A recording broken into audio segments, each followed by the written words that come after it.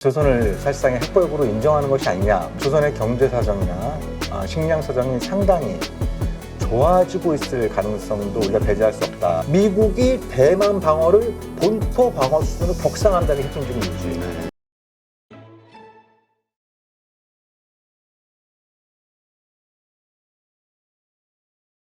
오늘 모신 분은 평화네트워크 정욱식 대표이십니다. 안녕하세요. 네, 안녕하십니까.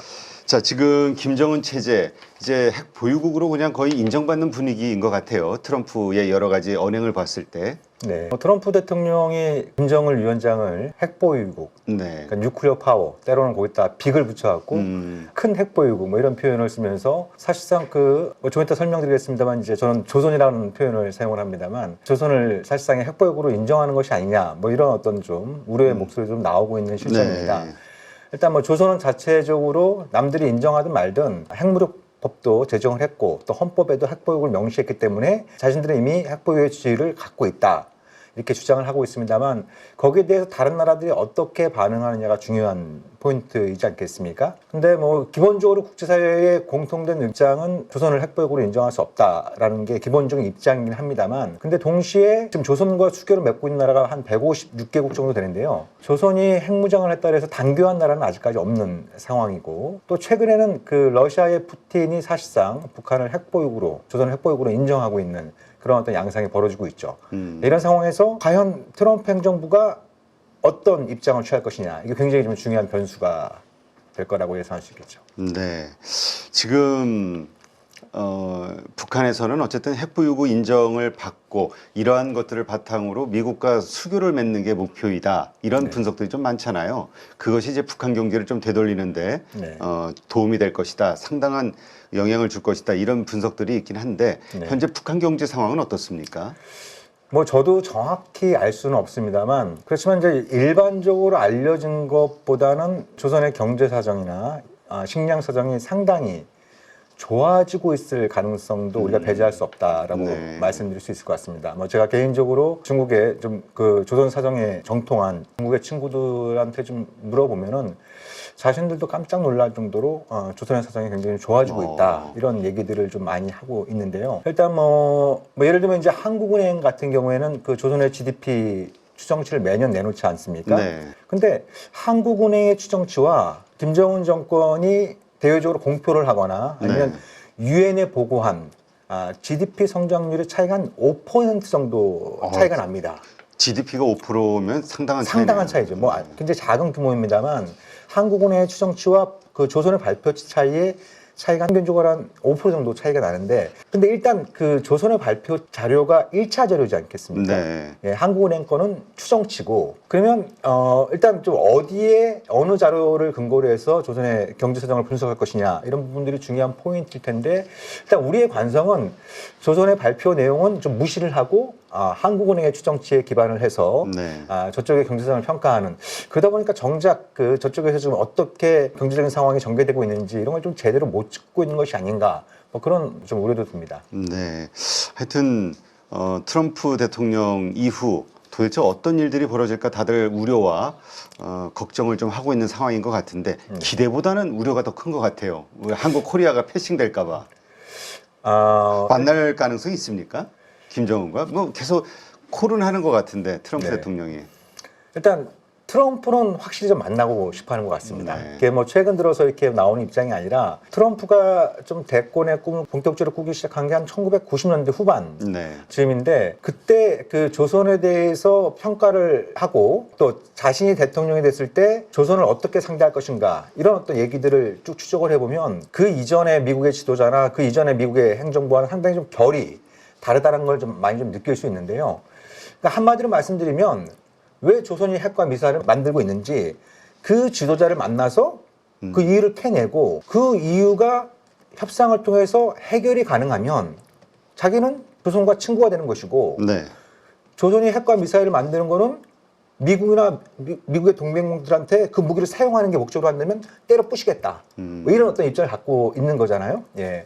근데 1기 트럼프 때 세 차례 만난 경험이 있고 미국의 여러 어떤 뭐 지금까지 정보기관들이나 이런 어떤 기본적인 분석은 조선이 좀 일종의 좀 자구책으로 핵과 미사일을 만드는 그런 쪽의 분석의 방점이 찍혀 있고 트럼프도 김정은과 여러 차례 만나면서 그걸 확인을 한 부분이 있기 때문에 트럼프는 이제 자기가 이제 이번이 뭐 사실상 이제 마지막 대통령 자리에 있을 시기니까 자기가 퇴임하기 전에 김정은을 만나서 한번 담판을 짓겠다 뭐 그런 생각들은 여전히 갖고 있는 것 같아요. 네. 자, 지금 북미 이 변화가 한반도에 미칠 영향이 우리의 안보와 우리의 생명과 너무나 직결이 되기 때문에 관심을 안 가질 수가 없는 상황인데요. 네. 어떻습니까? 한국이 이 어쨌든 트럼프 시대 북한과 미국과의 관계가 어떻게 진전이 될 거냐에 따라 우리가 어떤 준비들을 하는 게 필요할까 고민이 되는데요. 그러니까 이제 북미 관계의 변화 가능성을 좀 우려의 시선을 바라볼 것이냐, 네. 아니면 그거를 어떤 우리가 좀 여러 가지 굉장히 좀 복합적인 위기에 처해 있지 않습니까? 그런 어떤 좀 위기를 완화하고 돌파하는 데 있어서 하나의 어떤 그 기회로 바라보면서 북미 관계의 변화를 적극적으로 지지하고 협력할 뿐만 아니라 그거를 좀 추동하는 그러한 형태의 어떤 외교 전략을 추구할 것이냐, 이것이 이제 굉장히 좀 중요한 포인트라고 말씀을 드릴 수 있을 텐데 저는 후자 쪽인 입장을 갖고 있는 것이죠. 그러니까 뭐 여러 가지 이제 우려되는 측면들은 있겠죠. 예를 들면은 김정은이 핵을 포기할 가능성은 사실 이제 거의 없어진 네, 그런 그렇죠. 상황에서 트럼프와 만났을 경우에 비핵화는 물 건너가는 것이 아니냐. 조선은 사실상 핵보유국으로 묵인을 한 상태에서 어떤 평화협정 체결이라든지 뭐 북미 수교라든지 또 대북 제재 완화라든지 이런 조치를 취할 경우에 그것이 우리의 어떤 안보에 또 국익에 타격을 줄 것이다라는 그런 우려도 있습니다만, 그건 이제 그런 우려도 일부 이해를 할 수 있습니다만, 북미 정상회담 결과로 예를 들면 이제 북핵이 동결되거나 뭐 점진적으로 이렇게 감축이 되는, 그러면서 전반적으로 한반도의 안보 정세가 이렇게 좀 이렇게 안정화되는 네. 그런 어떤 구도로 갈 경우에는 우리의 외교적인, 안보적인, 특히 경제적인 실익 이런 것도 이제 만만치 않기 때문에 그런 어떤 다양한 가능성 우리가 좀 이렇게 테이블에 올려놓고 우리의 이익을 극대화할 수 있는 그런 어떤 북미 관계 변화에 대해서 우리가 어떤 접근법을 취하는 것이 현명한 것인가, 이런 부분들에 대해서 좀 다양한 관점에서 논의가 필요한 시점이겠죠. 네. 근데 기대감보다 왜 우려가 더 클까요? 아무래도 그렇지 않겠습니까? 이제 뭐 핵무기라고 하는 게 이제 좀 절대 무기로 불릴 정도로 그 살상력, 파괴력이 어마어마하고 바로 휴전선 이북에 핵무기가 있다라고 하는 것은 우리 국민이 핵무기를 뭐 머리에 이고 사는 것이 아니냐. 그렇죠. 뭐 이런 어떤 얘기들도 많이 나오고 있습니다만, 어쨌든 또 우리는 이제 그 동맹국 미국의 해구산 확장 억제를 제공받고 있는 이런 어떤 상황이기 때문에 미국 핵과 북핵이 날카롭게 대립하는 이런 어떤 위험한 시대의 종주부를 찍고 이렇게 뭐랄까 이걸 점점 이렇게 좀 줄여가는 방식으로 해서 이렇게 좀 이렇게 그 한반도 정세를 안정화하는 이런 접근법들도 우리가 좀 논의할 필요가 있다는 생각이 듭니다. 네. 자, 지금 북미 관계도 뭐 우리가 여러 가지 우려가 있습니다만은 지금 러시아하고 이제 동맹 관계가 됐잖아요. 네. 그리고 그러한 것들 때문에 중국하고 좀 멀어졌던 것 같은데 요즘 뭐 다시 국경지대 관세 창고 뭐 이 좀 네. 뭐죠? 관세 이 무역 규모가 좀 증가하고 있다. 뭐 좀 손을 잡는 분위기가 느껴진다라는 뉴스를 보면서 네. 이 다시 좀 가까워지는 거 아니냐 이런 시각들이 있는 것 같아요. 네. 이러한 것들이 또 우리에게 미치는 영향은 어떻게 될까? 이제 북러 동맹이 그 작년 6월달에 푸틴이 평양을 방문해서 북러 정상회담의 결과로 이제 동맹이 재결성됐고 지금 사실상 굉장히 빠른 속도로 전략 동맹, 포괄 동맹으로 좀 진행이 되고 있는, 사실 뭐 전략 동맹이다, 포괄 동맹이다 이런 표현은 이제 한미 동맹에 익숙했던 표현인데 이것이 이제 북러 관계에서 나타나고 있는 것이죠. 여기 뭐 여러 가지 좀 뭐 우려할 부분들은 분명히 존재합니다. 뭐 당장 지금 러시아 우크라이나 전쟁에 조선이 뭐 무기나 병력을 지원해서 러시아를 좀 지원을 하고 있는 그런 상황이고, 그거에 대한 어떤 반대급부로 러시아는 아까 말씀드린 것처럼 조선을 사실상 핵보유국으로 좀 인정을 한 상태이거든요. 거기에 더 나아가서 군사협력, 뭐 일종의 또 이제 무기 개발 협력 이런 쪽까지 이제 관계가 격상이 될 경우엔 이것이 이제 우리의 안보에 커다란 부담 요인으로 작용하는 이런 측면들도 있겠죠. 근데 동시에 또 러시아 쪽 전문가들은 그렇게 얘기하는 사람들도 있습니다. 그걸 꼭 부정적인 시선으로만 바라보지 마라. 북러 동맹을 예, 예. 그러니까 우리에게 안보 위협이 된다라고만 보지 마라. 그렇게만 보지 말라. 그러니까 이것이 이제 그들의 얘기를 갖다가 뭐 전적으로 동의한다 이런 취지는 아니더라도 우리가 한번 생각을 해볼 수 있는 이런 어떤 지점들이 뭐냐면 그런 논리인 거죠. 아니 너희들이, 그러니까 한국 사람들이나 미국 사람들이 한미 동맹이 한반도와 동북아의 안정, 안보를 지키는 중요한 어떤 일종의 린치핀이지 않냐, 이라고 주장하고 있는 것이 아니냐.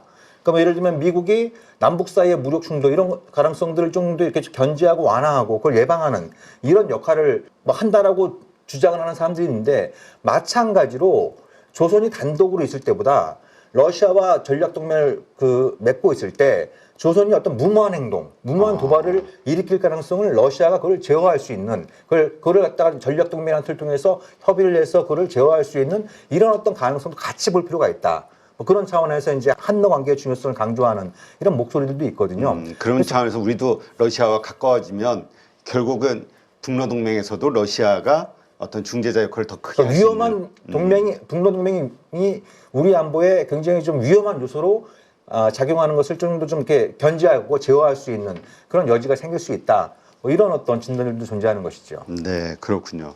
또 그런 관점에서 보면 그럴 수도 있겠네요. 왜냐하면 우리가 아무리 북한하고 어떤 그 군대를 뭐 이렇게 잠깐만 동원해도 네. 미국에서 자기네 사전 승인 없었다는 거 가지고도 되게 불쾌해하고 네네. 경고를 내리고 그랬잖아요. 네네. 마찬가지로 군사적 어떤 행위를 러시아의 승인이나 이런 거 없이 했다가는 또 뭐 그런 결과가 있을 수도 있긴 하겠네요. 네, 뭐 러시아와 이제 전략 동맹이라고 하면 이제 그런 중요한 군사 행동 같은 건 협의가 필요한 이런 어떤 측면들이 있기 때문에 그런 걸 좀 한국이 잘 활용할 필요가 있다. 뭐 이런 얘기들도 있는 것이죠. 네. 그런데 이 미중 그 다음에 미국과 러시아의 이 갈등 이 이제 심각한데 네. 이 가운데서 우리가 어떤 외교를 취할 것이냐. 뭐 푸틴도 말 잘 들을 것처럼 트럼프 대통령이 기대를 했습니다만 좀 우크라이나 전쟁 좀 돌아가는 거 보면 말 잘 안 됐잖아요. 네. 트럼프가 집권 초반부터 최우선적인 대외 정책의 목표를 러우 전쟁의 조속한 종결 잡았는데 지금 스텝이 지금 많이 꼬인 상황에 그렇죠. 있습니다.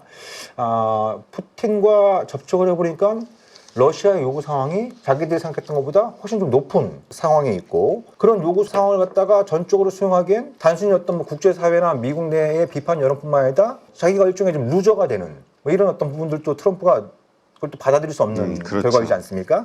그럼 어떤 측면에서 좀 스텝이 꼬여 있는 이런 상황에 있는 것이죠. 그러다 보니까 대체적인 전망은 이제 5월 9일이 러시아의 전승기념일. 그래서 5월 9일 이전에는 휴전이나 사실상의 어떤 종전 그런 쪽으로 가지 않겠냐라고 하는 진단이 많이 있었는데, 거기에 대해서 최근에 또 좀 회의적인 이런 어떤 그 진단들도 나오고 있습니다. 뭐 이런 어떤 그 이제 미러 관계의 변화도 우리가 좀 날카롭게 볼 필요가 있고, 뭐 지금 미중 관계는 아시다시피 지금 무역 전쟁, 서로 그냥 막대한 출혈을 감수하면서 일종의 좀 치킨 게임식의 무역 전쟁이 벌어지고 있고, 또 지금 그것이 표면으로 드러나지 않고 있습니다만 대만 문제를 중심으로 한 미중 그 전략 경쟁, 전략 갈등이 어느 방향으로 갈 것이냐도 굉장히 중요한 문제입니다. 네. 뭐 최근에 가끔 언론에서 보도되고 있는 뭐 주한미군의 역할 변경, 그렇죠. 뭐 주한미군의 전략적 유연성, 뭐 이런 얘기들. 그러니까 얼마 전에 이제 그 미국 국방장관 헤그세스가 일본에 가서 뭐 여러 가지 논의들을 했는데 최근에 주목할 만한 보도들이 나오고 있는 부분이 있어요. 그러니까 예를 들면 일본 방위상이 일종의 원 시애터, 그러니까 하나의 전쟁 개념을 가지고 일종의 좀 이렇게 아시아판 나토를 추구하려고 하는 이런 어떤 얘기들을 미국 쪽에 제안을 하고, 그거에 대해서 미국 국방장관은 또 동의를 하고, 그걸 또 일본 총리를 만나서 그런 방향으로 가려면 미일 동맹을 기본으로 삼아서 한국, 호주, 필리핀 이런 나라들을 좀 묶어가지고 중국에 대한 포위망을 강화하는 이런 형태로 이제 가고자 하는 그런 움직임들이 좀 나타나고 있습니다. 이런 와중에 그 얼마 전에 이제 미국 언론들이 보도한 미국의 국방정책 지침, 그 내용 핵심적인 내용은 미국이 대만 방어를 본토 방어 수준으로 격상한다는 게 핵심적인 요지예요. 네. 예. 그러니까 앞으로 이제 미국이 좀 중국과의 전략 경제에 초점을 맞추고 있지 않습니까? 러우 전쟁을 빨리 끝내려고 하는 측면도 그렇고, 또 북미 관계를 개선을 해서 좀 북중 관계를 갖다 좀 이렇게 약간 좀 이렇게 좀 간극을 벌이려고 하는 이런 것도 결국 이제 최종적인 목표는 중국과의 경쟁에서 승리하겠다. 뭐 이런 어떤 이제 생각들이 굉장히 좀 저변에 깔려 있는데, 그러니까 이건 굉장히 놀라운 얘기거든요. 미국의 행정부가 대만 어떤 특정 지역의 방어를 본토 방어와 동급으로 올려놓는 건 거의 처음 있는 일입니다. 처음 있는 일이고, 그리고 다른 지역은 그 지역에 있는 미국의 동맹국들이 알아서 하라는 좀 분위기예요. 이것이 미중 전략 경쟁, 또 요새 이제 한미 관계, 한미 동맹에 어떤 함의를 할 것이냐. 그러면 지금 트럼프 행정부는 이제 조선은 좀 한국군 너희들이 좀 맞고 주한미군은 우린 중국, 특히 이제 대만에서 어떤 그 유사 상황이 발생하면 좀 그런 쪽으로 이게 대비하는 형태로 역할 분담, 역할 변경을 하려고 한다. 이렇게 이제 나올 가능성이 높은데 이거는 우리 입장에서 굉장히 큰 문제인 그렇죠. 것이죠. 예, 뭐 한중 간의 경제, 외교 이런 그렇죠. 문제도 있습니다만 갑자기 중국이 적대국으로 변하는 그러니까요. 거니까. 예, 그렇게 될 경우에는 한국이 직면하게 될 유무형의 손실, 위험 이런 것들이 너무나 크기 때문에 이건 사실 차분히 짚어봐야 될 문제이지 않겠습니까? 그래서 지금 시점에서 어떤 뭐 미러 관계, 미중 관계, 특히 이제 강대국 중심의 관계에 관련해서 우리가 좀 어떻게 접근할 것인가 이런 부분에 관해서 여러 가지 다양한 주장이 있습니다만 일단 좀 이렇게 논의의 금기를 없이는 게 좀 중요하다라는 뭐든 생각입니다. 다 얘 끄집어내놓고 그렇죠. 일단 예. 편하게 터지게 그렇죠. 다 얘기하자. 뭐 어떤 발언을 하면 뭐 이게 뭐 친중적이다, 뭐 혹은 뭐 반미적이다, 뭐 친북적이다, 뭐다 그렇죠. 이런 어떤 뭐 이런 식의 어떤 이념적인 색깔론에 기반을 해서 어떤 특정 발언을 재단하기보다는 뭐 우리가 상식적으로 이성을 가지고 우리의 이익과 안전의 관점에서 제기되는 여러 가지 이슈들에 대해서 좀 턴업 얘기할 수 있는 이런 사회적인 분위기를 먼저 만드는 게 중요하다. 근데 어쨌건 그러한 변화 속에서 너네가 알아서 해라는 이 한마디 속에 담겨 있는 네. 그럼 우리가 알아서 할게. 네. 그러면 핵무기도 우리가 가질 수 있게 해줘. 이게 지금 우리 사회에서 터져 나오는 이야기잖아요. 그렇죠. 예. 근데 이전 어느 때보다도 트럼프 때는 이게 용인이 될 것 같은 희망들을 많이 갖는단 말이죠. 어떻습니까? 팩트는. 트럼프는 과연 용인해 줄까? 뭐 이런 거. 만약에 이제 6월 3일 날 한국 대선이 치러지고 뭐 그러면 한두 달 내에 한미 정상회담이 열리지 않겠습니까? 그렇죠. 그럼 한국의 차기 대통령이 트럼프를 만났을 때 아니 뭐 이러저러한 이유 때문에 아니 당신이 한국 안보는 한국 너희들 스스로 책임지라며 그럼 우리도 핵무기 갖겠다라고 얘기를 하면 트럼프가 어떤 반응을 보일까? 이런 어떤 질문부터 시작을 해볼 수 있겠죠. 질문부터 아 너희들 만들 수 있으면 만들어라. 뭐 이렇게 기대하는 분들도 계시겠습니다만 거꾸로 정반대 얘기도 할 수 있는 것이거든요. 오케이. 주한미군 철수하라는 얘기구나. 오케이. 그럼 미군 뺄게. 그럼 너희들 핵무기 가지니까 뭐 핵우산 확장업체 이런 거 필요 없다는 얘기네? 우리 그거 뺄게. 이렇게 나올 수 있는 거거든요. 만약 그렇게 나오면 우리 감당할 수 없는 문제가 발생할 수 있는 거 아니겠습니까?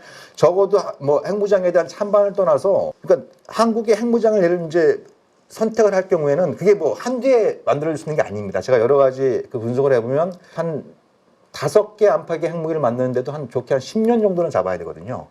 그러니까 트럼프가 예를 들면 용인을 한다고 하더라도 트럼프는 2028년 1월 달에 백악관에 나갈 사람입니다. 네. 뭐 미국에서 엄청난 정치적인 격변이 발생하지 않는 한 나갈 사람이에요. 그죠? 그렇죠. 다음 행정부가 어떤 입장을 갈지 모르는 겁니다. 뭐 트럼프가 아무리 미국 의회를 무시한다고 하지만 미국 의회는 아주 다양한 그런 문제에 관련된 다양한 어떤 제재 조항들이 있어요. 제재법들이 있습니다. 예? 미국의 의회는 동의를 어떻게 받을 것이냐. 더 중요한 문제는 한국이 때문에 예를 들면 이제 아무리 비밀리에 한다고 하더라도 뭐 국제적인 감시망, IAEA를 비롯한 국제적인 감시망이 촘촘히 짜인 상황에서 100% 비밀리에 만드는 건 불가능하거든요. 그렇죠. 예, 언젠간 발각이 될 수밖에 없습니다. 그러면 그런 것들이 드러났을 때 전반적으로 한국이 처한 안보 환경은 좋아지기보다는 악화될 가능성이 높지 않겠습니까? 그럴 때는 주한미군이나 미국의 확장 억제의 필요성이 더 커지는 거예요. 근데 한국의 핵무기를 갖겠다고 하는 것은 미국 너희들 믿을 수 없어. 네. 네? 뭐 이런 어떤 입장인데 미국의 불신에 기반해서 핵무기를 만들려고 하는데 주한미군도 계속 존재하고 확장 억제도 강화되는 이런 상황을 우리가 기대하기는 좀 어렵지 않겠습니까? 예. 그래서 많은 국민들이 우리도 핵무기를 가지면 좋겠다. 뭐 그런 부분들은 심정적으로 좀 이해를 하는 측면이 있습니다만 뭐 다른 걸 다 떠나서 정말 우리의 이익, 경제적, 안보적 이익의 관점에서 차분히 좀 짚어봐야 될 문제들이 너무 많다. 이렇게 좀 말씀을 그러니까 결국은 트럼프 혹은 미국 정부가 미국에서 용인을 기꺼이 해주는 만한 어떤 상황이 오지 않는 한 네. 모든 게 다 무리가 될 수 있다 우리에게는. 네. 이렇게 봐야겠네요. 네. 더군다나 트럼프는 뭐 최근 들어서 어떤 생각을 갖고 있는지 모르겠습니다만 불과 얼마 전까지만 하더라도 미국, 러시아, 중국 이런 핵보육들이 핵 강대국들 지도자들이 만나서 과감하게 핵 건축에 나서야 된다.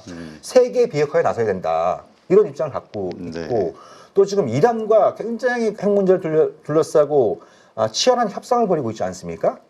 이런 상황에서 동맹국인 한국이 뭐 핵무기까지는 아니더라도 예를 들면 뭐 우라늄 농축, 제철이. 뭐 제철이라든지 이른바 이제 핵 잠재력 혹은 뭐 평화적 핵 위험권의 권리 확대 이런 걸 추구를 하면 미국 입장에선 트럼프 입장에서는 지금 이란과의 핵 협상이 굉장히 중요한 상황인데 굉장히 부정적인 영향을 줄 거다라고 네. 생각할 수밖에 없겠습니까? 그래서 우리가 좀 이렇게 넓은 시야를 가지고 좀 바라볼 필요가 있는 거죠. 미국의 입장에서 예. 결국은 미국이 용인을 해줘야 되는 거니까 네. 미국의 입장에서 과연 용인해줄 만한 상황인가? 네. 그 다음에 그렇게 해주는 것이 미국의 국익에 도움이 네. 되는가? 네. 이걸 보면은 네. 만만치는 않겠군요. 네, 네.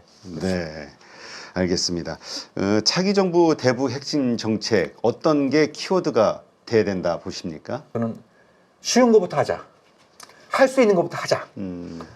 라는 겁니다. 그러니까 이게 일종의 좀 지금 한반도 한국에 처한 안보 환경이 뭐라 그럴까 이게 좀 그 도저히 풀 수 없는 굉장히 복잡한 고차 방정식처럼 좀 여겨지지 않습니까? 예. 근데 고차 방정식을 풀려면 1차 방정식부터 풀어야 됩니다. 그 아이폰을 만든 그 스티브 잡스가 복잡함의 궁극은 단순함에 있다. 이런 어떤 표현을 쓴 것도 결국 우리가 복잡한 문제에 접근하기 위해선 그 문제의 복잡성을 파악을 하고 어디서부터 신고부터 풀 수 있을 것인가. 이런 어떤 지혜를 갖는 게 굉장히 중요하다라는 이런 그 취지의 발언들이라고 할 수 있는데, 그러니까 제가 이제 그 드리고 싶은 말씀 중에 하나는 할 수 있는 것부터 하자라는 건데요. 예를 들면 그겁니다. 지금 최근에 뭐 조선이 쓰레기 풍선, 오물 풍선을 보냈다는 소식 못 들어보셨죠? 네, 그렇죠. 예. 그게 작년 11월 말부터 거의 중단된 상태입니다. 그럼 왜 중단이 됐느냐? 이쪽에서 안 보내기 시작했기 때문이에요.